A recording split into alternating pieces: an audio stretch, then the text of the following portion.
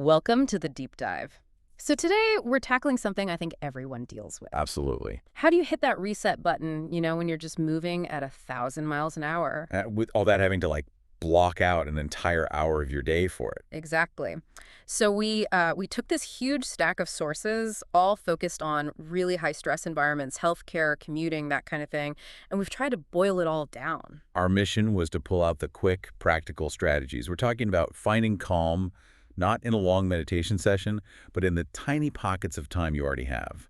30 seconds here, 3 minutes there. That is the whole key, isn't it? We're not asking you to add time to your day. Not at all. It's Yeah. about repurposing those moments that are usually just, filled with anxiety or distraction. Okay, so before we jump in, let's define the main tool we're using. What do the sources mean by mindfulness? It's actually pretty simple. It's the act of paying deliberate attention to this exact moment. With a specific attitude, right? Right. An attitude of non-judgment and acceptance. It's basically just hitting the pause button on all that internal chaos. And this pause, it has a serious, measurable payoff for you, the listener. This isn't just about feeling a little bit better. No, it's about improving your core function. The research is clear on this. Mindfulness improves empathy, your cognitive performance, focus, and this is critical, your decision-making when the pressure is really on. And we've got receipts on this, too. Tell us about the actual biological effect. We're talking hard science. Regular, short practice can reduce stress hormones like cortisol by up to 23%.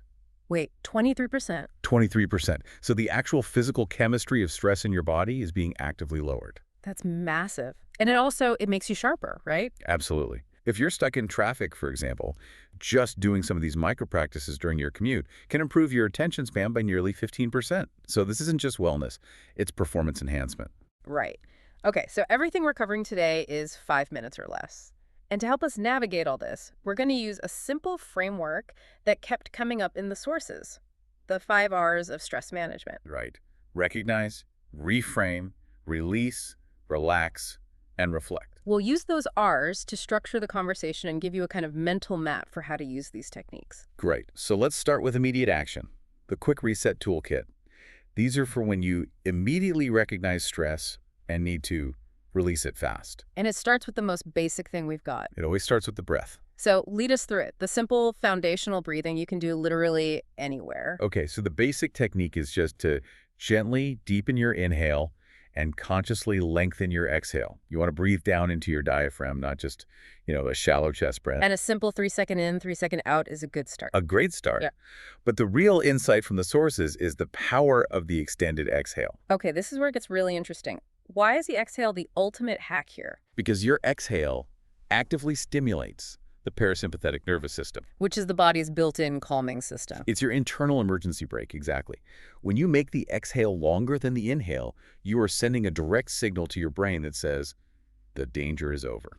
So we're moving beyond a simple 3-3 breath into something more potent. Yeah, the gold standard for this is the 4-4-8 technique. Inhale for 4, hold for 4. And then exhale slowly and completely for 8 seconds. Just 5 or 6 rounds of that can reduce stress hormones by up to 15%, almost immediately.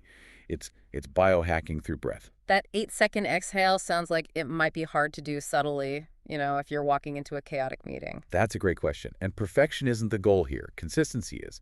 If 8 is too long, try a 4-4-6. The important thing is just the ratio. Exhale longer than the inhale. Exactly. You could do it in the middle of the meeting, and nobody will even notice. You're just recognizing the tension and releasing it. Okay, but what if breathing isn't enough? What if your mind is just racing and you need to physically ground yourself? Then we shift to physical and sensory awareness. This is where the body scan comes in. It anchors you to the physical present. So you just focus your attention on different parts of your body one by one. Yep. You start at the top of your head, move slowly down, forehead, shoulders, arms, all the way down to your feet. And the key here isn't to try and change anything, is it? Exactly right. You just acknowledge whatever you find. A clenched jaw, tight shoulders, you just notice it. And then as you exhale, you consciously allow that area to soften. It's an exercise in acceptance. I find for people stuck at a desk, the sensory scan is a lifesaver. It's a pure recognize and reframe tool. It's an instant distraction detox. The 3x3 method is super fast. Just look around and focus on 3 things you can see, then 3 sounds you can hear, and then touch 3 objects you can reach. It forces your brain out of that worry loop. Completely. It pulls your attention into your immediate, safe environment. And if you have a bit more time, there's the classic 5, 4, 3, 2, 1. 5 things you see, 4 you hear. 3 you can feel, 2 you can smell, and 1 thing you can taste. If you feel that anxiety creeping up, running this scan immediately interrupts it. You're using your senses to hijack your own worried brain. That's a perfect transition into our second segment, how to integrate these tools into the tiny moments of your day. You mentioned mindful transitions. Yes, most people use transitions. Mm. Walking from the car, moving between meetings as a space to rehearse their anxiety. Right, you're thinking about what's coming next. Mindful transitions repurpose those gaps for mental clarity. It's a reframe. So give us an example for someone just starting their workday. Okay, think about when you first sit down at your computer. Instead of jumping right into emails, just pause for 60 seconds. And what do you do in that 60 seconds? Feel the weight of your legs in the chair, your feet on the floor. Take 3 long, calming breaths, maybe a 4-4-6. You're setting an intention for focused work, not just chaotic reaction. I love that idea of using the sensation of your feet on the floor as a present moment anchor. It's always there for you. And you can apply this to movement too. As you're walking down a hallway, let your attention just drop to your feet. Pay attention to each foot hitting the floor. Syncing your breath with your step. Exactly. It instantly grounds you and pulls you out of that planning mind. Okay, let's talk about a task we all do multiple times a day that is perfect for a forced pause. Hand washing. The hand-washing pause. No. It transforms a boring necessity into a micro-mindfulness moment. It only takes 20 seconds. So you just stand there and wash your hands. But you pay attention. You notice the temperature of the water, the feel of the soap, the texture of the bubbles, the motion. You stay with that experience, not your thoughts about the next meeting.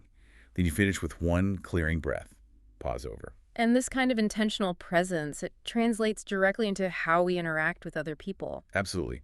When you first approach someone, a colleague, a client, don't just rush into the conversation. Take 1 second to actually notice a detail about them. Like their eye color or their expression. Their expression, how they're standing. It's a small act of empathy. And as you're noticing them, also notice the sensations in your own body. Then you bring your full attention to the interaction. And if your mind wanders off, which it will. You just notice it without judgment and gently bring it back. Okay, let's move into segment 3. This is about structuring recovery and dealing with those really challenging thought loops.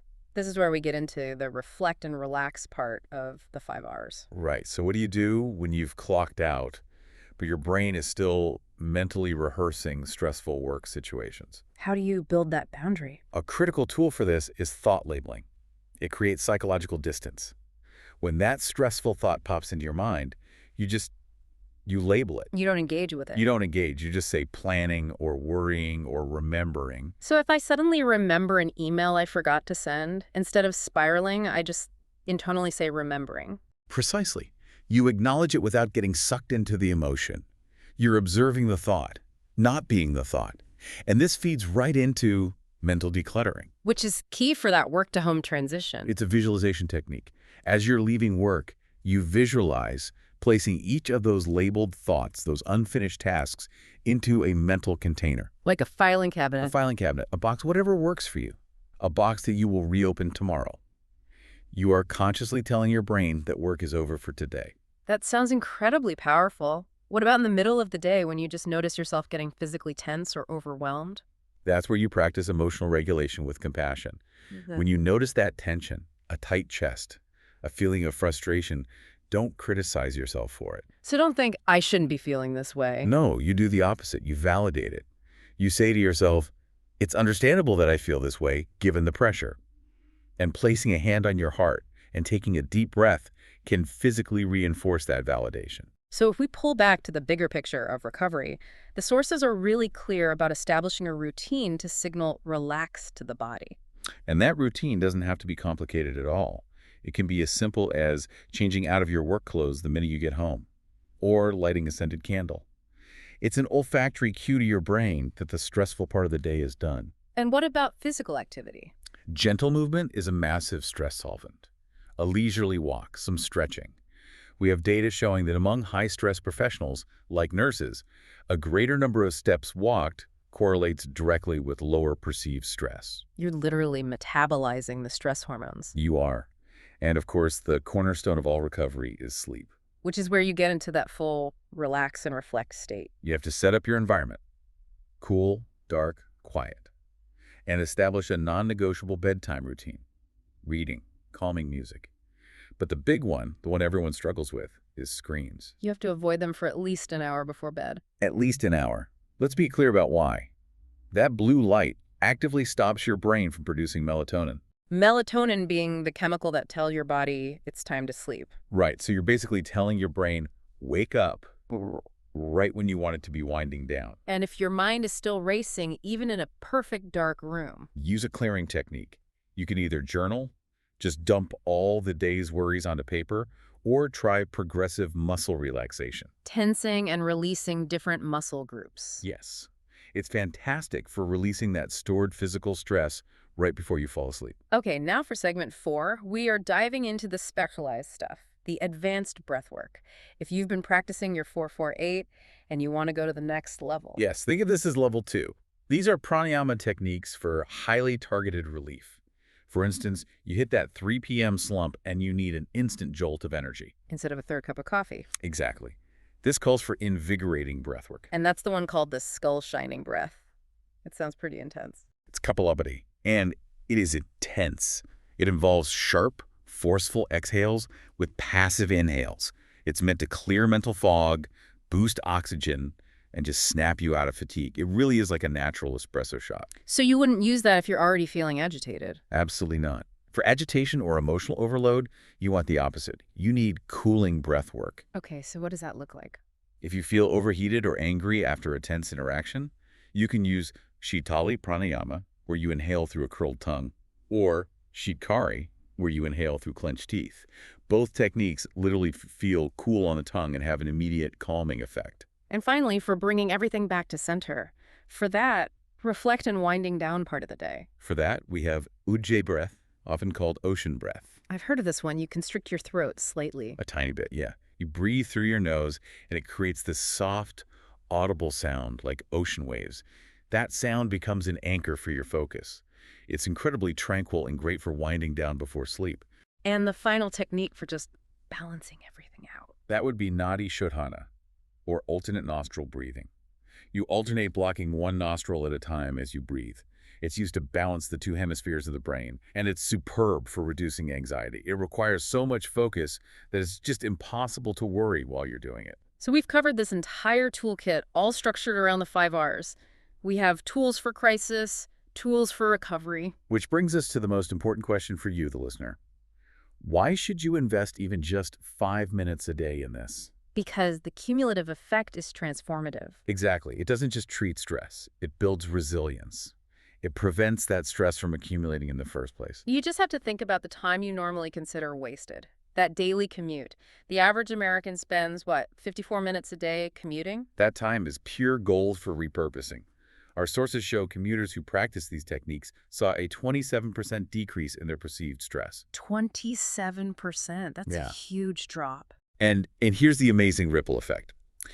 Those same commuters reported a 31% improvement in their evening family interactions. Wow. So the payoff extends way beyond just you. Far beyond. And that brings us to the final thought we want to leave you with. This isn't just self-help. It's professional hygiene. What do you mean by that? The sources are clear. A doctor, a professional, anyone in a high-stakes role who is more present provides better care. They make fewer errors. They communicate more effectively. So the provocative thought here is, Practicing quick mindfulness isn't a selfish luxury. It's a necessary skill for providing high-quality, sustainable care to others, whether that's your patients, your clients, or even just your own team.